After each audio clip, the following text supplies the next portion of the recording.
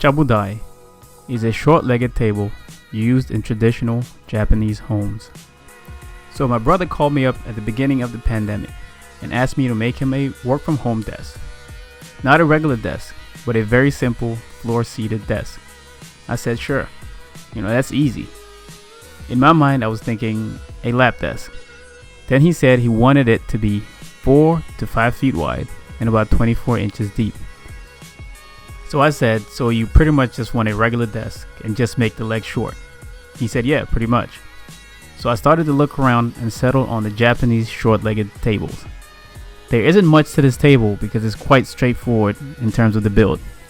However, sometimes it's harder to make these simple builds look good. So I looked for the coolest boards, grain-wise, to add some character to the build. So speaking of the build, let's just jump right into it. I glued the panels off camera, and even though I used dominoes, I didn't get a perfect glue up. Using my block plane, I cleaned up some of the squeeze out. I tried to use a card scraper, but that didn't cut it. The wood has so much character in the grain, and the movement is crazy. It swirled in all directions, which made it hard to plane or scrape without proper sharp knives.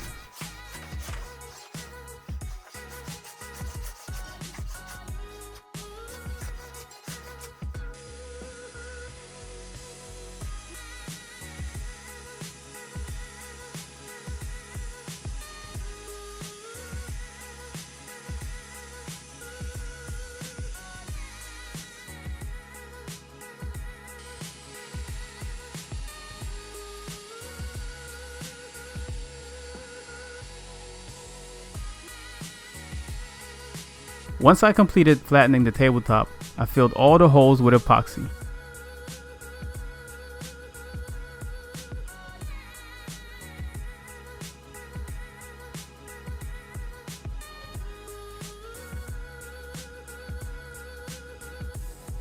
I went with black for most of the voids and white in the most interesting parts of the tabletop, and then set it aside to work on the legs. This is where I decided to add a little spin to elevate the design. I decided to angle the leg and also add a taper to the leg.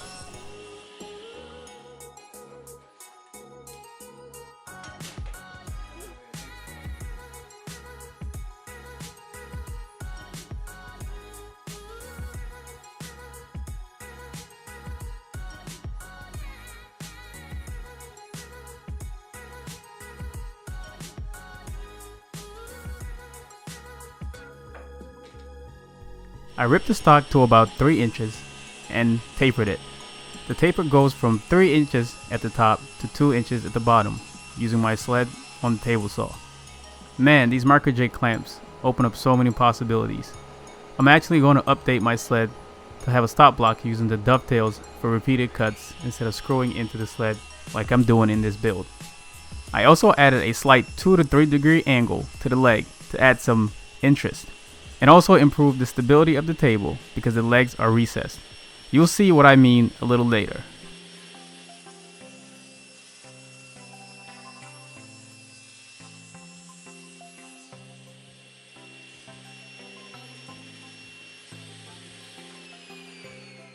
Once I had all the legs cut to the desired profiles, I worked on the joinery with a domino.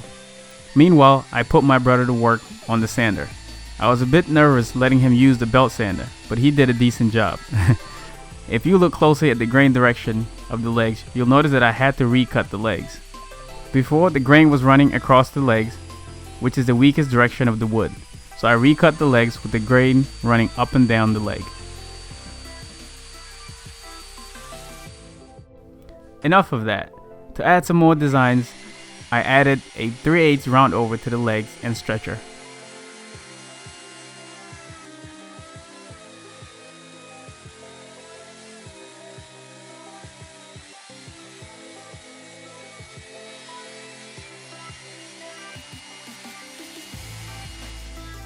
I also added a subtle radius to the corners of the desktop using a 1/2 inch radius template.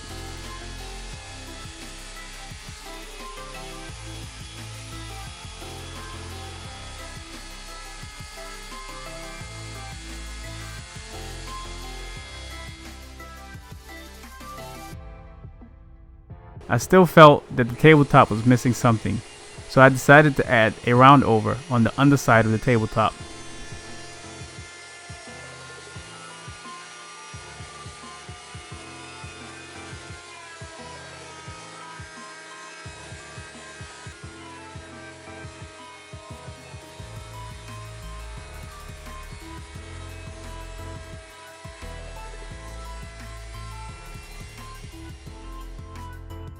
At this stage of the build, it was time to start assembling the base.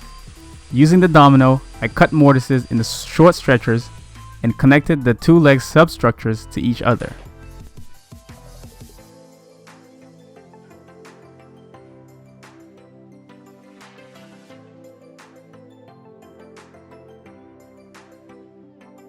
Before final assembly, I sanded all pieces to 180 grit. While you watch me do that, allow me to introduce to my new subscribers what we do at Charity Builds. I use my hobby as a creator to raise funds for a nonprofit organization I founded 5 years ago. Every build is special because the proceeds are donated to help uplift those who are living in poverty in my birth country in West Africa called the Gambia. When you watch, share, comment, like my videos, and subscribe, you validate my efforts, and I'm truly grateful for that. So please subscribe. I'll leave links in the description if you want to learn more.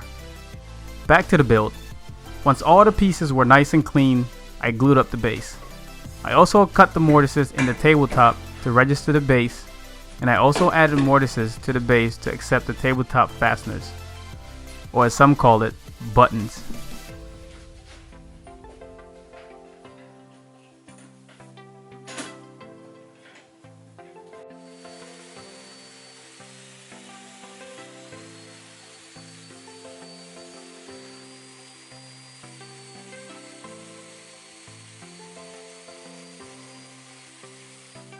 With all the building complete, I proceeded to sand one final time and apply finish. I used Rubio Monocoat Pier. This stuff is awesome on Walnut and is foolproof in my opinion. Just wipe on, work it in with a buffing pad, and wipe off. While you watch me put the finishing touches to the build, as always, I want to leave you with something. If you ever find yourself in a position to do good, or something is asked of you, please consider it. I really hope you all enjoyed the build. If you've enjoyed this project, please hit that like button and consider subscribing to follow my journey of building and paying it forward to those who are less fortunate. As usual, charity builds lives.